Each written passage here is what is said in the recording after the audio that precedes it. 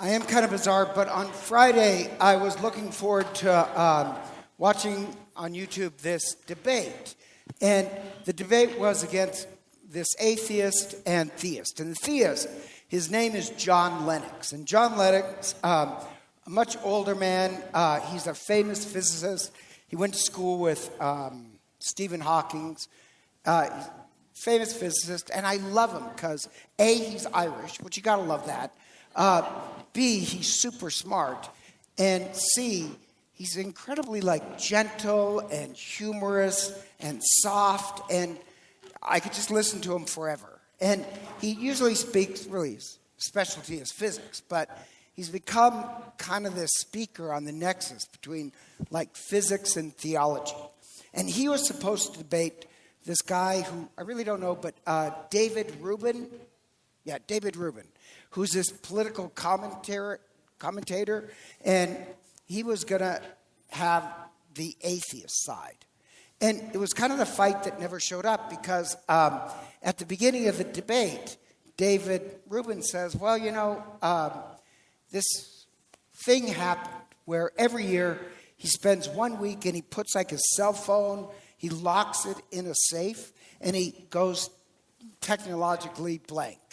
And it's a week of silence. And so he had his week of silence. And before, he was this atheist, friends with, Richard Dawkins and Sam Harris. And on his week of silence, he said suddenly on his week of silence, he woke up and realized, I'm not an atheist. And doesn't really get into any details other than that. Then suddenly realized, I'm really not an atheist.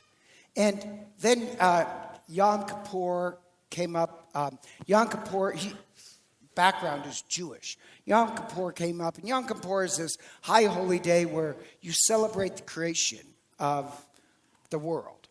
And then it ends with Rosh Hashanah. And Rosh Hashanah, Yom Kippur celebrates your name is in the book of life. That's what that celebrates.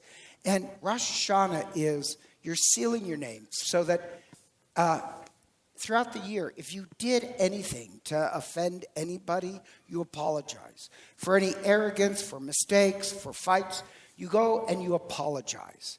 And so this year he took it serious. And on Rosh Hashanah, he went to temple and he had this thought. He said, my people existed for thousands of years through persecution and suffering, and what megalomaniac ego I had to think that because I was so enlightened, I was deeper than my grandparents or the thousands of generations before, that somehow I came to this knowledge that there is no God. He said, and now I realize just how narcissistic I was. And I loved what he had to say because I think in time, this is my theory, in time, if we're lucky, our egos get burned away. You're not the same person over time if you're lucky. Even and this is family gossip, because they will never hear this homily. My mother called and says, one of my nephews called her. And he's a great guy, my nephew, really. But he was the super jock in high school and college. And our nickname for him was a golden child because he was just this great athlete. And then the only problem is that there's always kind of this wall of ego around him. It's kind of really hard. You have to talk to him, you have to pull it out. Does that make any sense? A lot of ego there. That didn't make sense? Only made sense to that woman over there. Anyhow, he calls my mom. And he calls my mom. My mother, of course, says, what's wrong? What happened? And he laughs and says, I just want to talk to you. That's typically not him. And my mother said, it was so nice because he was interested in me rather than talking about what's going on in him. And my mother says, it's kind of strange you called. She has other grandchildren who do call, usually not him. And he says, after the last 10 years, he was in the military. He married an Air Force nurse, has children, And he said, I'm not the same person I was 10 years ago. I've really been humbled. And like my mother was so happy because he was like just emotionally present. And my position is, if you have a nephew or grandchild who's a little full of themselves, force them to marry an Air Force nurse. And apparently, but like we're kind of happy because just time has this effect that it burns away a lot of your ego. And ultimately, the real thing that burns away your ego is not time, but the timelessness. And that's kind of the point of the first reading, which, by the way, you did a great job. That was your first time reading, wasn't it? Way to go. I love the book of Malachi because it has a strange image that the Son of Justice, that eventually everybody will appear before the Son of Justice. And the sun is so bright and hot that everything that's egotistical and narcissistic and cruel and prideful, in front of that sun, it'll all be burned away. And any wounds that you've had throughout your life, in front of that sunlight, the Son of Justice, its healing, its light will be healing. And our wounds will finally be closed. Whatever we've dealt with, our life. I love that image of the ultimate thing. And even like St. Paul picks that up, that God is this consuming fire. And eventually, at the end of your life, you have to appear before this fire.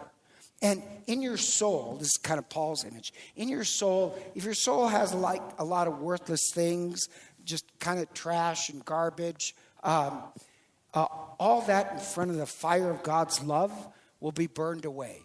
And if your soul has in it, you've gathered to yourself some gold and silver in front of the fire, the one thing that will remain in your soul is those parts that are gold and silver.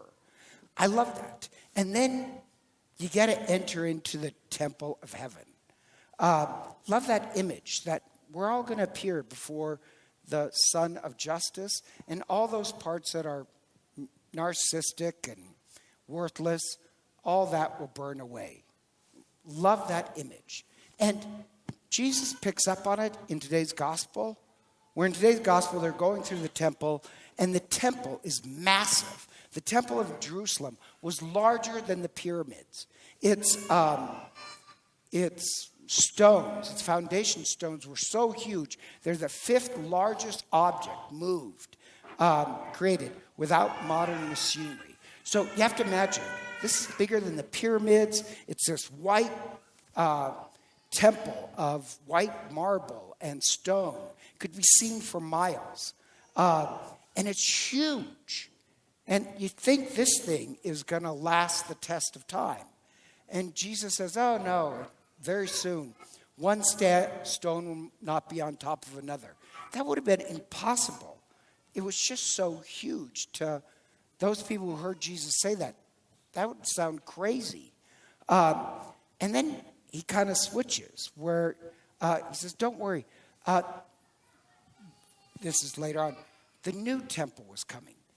Everything in this world will pass away. But the one thing that won't will be the temple of God. That's where we need to enter. And so Jesus talks about kind of destruction, but the end times. Now, let me just stop. A lot of times when Christians hear the end times, it's kind of polluted by this American thought of the rapture. The rapture is really a very modern idea. It's more Protestant. It's not in the Bible. The end times doesn't mean that. The end times means this. The first time was waiting for the coming of Christ. The end times is Christ's second coming, when all of us will finally meet Christ again and stand in front of the Son of Justice. So the end times, as St. Paul says, has been going on for the last 2,000 years. We're in the end times now, before we stand before that bright light that will burn everything worthless away. And the odd part is, it's not supposed to scare you. Now, it does a little, because they say, Jesus, when will this happen? And he says, oh, you'll hear rumors and earthquakes. There'll be plagues. They'll take you and throw you in prison. They'll torture you. But don't worry. And like, really, Jesus? That seems like something I should worry about. He says, don't worry. He'll pass away. But you don't worry, because eventually, before the Son of Justice, corruption, no matter how powerful it seems, corruption and violence and lies, in front of the Son of Justice, it'll all burn away. So, it looks powerful and it'll be here forever, but all that will burn away. I love that image. And I really get annoyed with people who twist the end times, because even Jesus says, be careful. There's false prophets who will say, oh, it's now, it's here, it's that. And they'll misdirect you. The end times is, in this odd way, supposed to give you hope.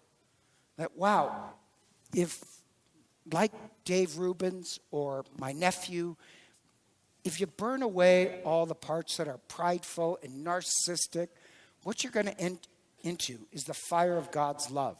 You're entering into the temple. And so, like this morning, those people who are becoming part of the Catholic Church, we have this 2,000-year-old tradition that the first thing you give the person who's entering the church, if it's baptism or those entering the church who are already baptized, what is the first thing that we give them? The first symbol? The sign of the cross. And the sign of the cross symbolizes that, really, death, that there'll be an end. We give them the symbol of destruction, that to enter into the church, you have to first begin by making an end of certain things. That the same way, if we want to enter into the temple of the Holy Spirit, the fire of the Son of Justice, then like my nephew and Dave Rubin, we want to give up on those things that are egotistical or lying or false, so that we can enter into the temple. Now, like, you just don't receive it today, you receive it your entire life. Where your entire life is letting time and God burn away all those parts that are false of us. So in the very end of our life, if you want to be part of the church is an entranceway into the temple of the Holy Spirit. We are meant to live in fire. So we want all the worthless parts of us to be destroyed now, so that over a lifetime, we are prepared to live in the fire of God's love. Let us stand before the Son of Justice and be healed of our wounds and free from all the corruption. And so, together, let us stand